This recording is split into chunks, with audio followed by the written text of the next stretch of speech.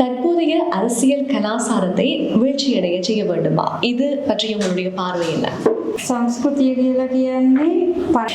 தற்போது இருக்கக்கூடிய அரசியல் கலாசார முறைமை உண்மையிலே மாற்றப்பட வேண்டும் என்பதுதான் என்னுடைய தனிப்பட்ட விடயமாக இருக்கின்றது. உங்களுக்கு தெரியும், இந்த அரசியல் கலாசாரம் என்ற விடயம் பரம்பரையாக கடத்தப்படுகின்ற ஒரு விடயமாக இருக்கின்றது.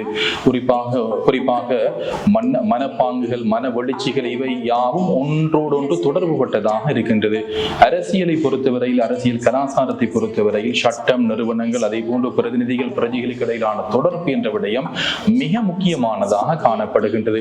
எங்களுடைய அரசியல் கலாசாரத்திலே நாங்கள் அரசியல் எழுத்தறிவை நோக்கினால் அது உயர்ந்த பட்சம் இருக்கின்றது. ஆனால் அரசியல் அந்த கலாசாரம் பிழையான முறையிலே பயன்படுத்தப்படுகின்றது அல்லது கையாளப்படுகின்றது.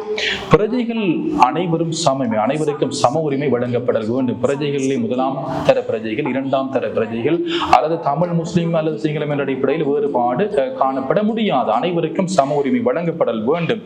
அதே போன்று நிறுவனங்கள் மூலமாக வழங்கப்படுகின்ற சேவைகள் கூட எந்த விதமான வித்தியாசமின்றி, வேறுபாடின்றி அனைவருக்கும் சம அடிப்படையிலே வழங்கப்படல் வேண்டும். உங்களுக்கு தெரியும், தற்போது இந்த பண பொருளாதாரம் காரணமாக மனிதர்களை வேறுபடுத்தி பார்க்கின்ற சூழல் காணப்படுகின்றது.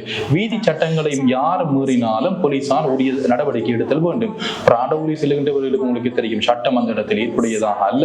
அதை போன்று முச்சக்கர வண்டி, அதை போன்று சாதாரணமாக செல்லுகின்ற மோட்டார் சைக்கிளில் செல்லக்கூடியவர்களுக்கு சட்டம் அங்கே நிலைநாட்டப்படுகின்றது. இது உண்மையிலே மாற்றி அமைக்கப்பட வேண்டும். நான் சிறு வயதிலிருந்து ஒரு கிராமத்தில் இருந்து பிறந்து வளர்ந்தவள் என்ற அடிப்படையிலே கிராமத்தில் இருந்த மனப்பாங்கு, அந்த தொடர்பு, பின்னிப்பணிந்த தொடர்பு உங்களுக்கு தெரியும். 2-3 கிலோமீட்டருக்கு எந்த விதமான சத்தங்கள் கேட்காது கிராமங்களில். அவ்வாறான ஒரு அமைதியான நிலவரம் தான் காணப்பட்டது. அந்த நிலவரத்தை நாங்கள் ஏற்படுத்த முயற்சிக்க வேண்டும். அதன் மூலம் தான் உண்மையில் ஒரு அரசியல் கலாச்சாரத்தை நாங்கள் ஏற்படுத்த முடியும்.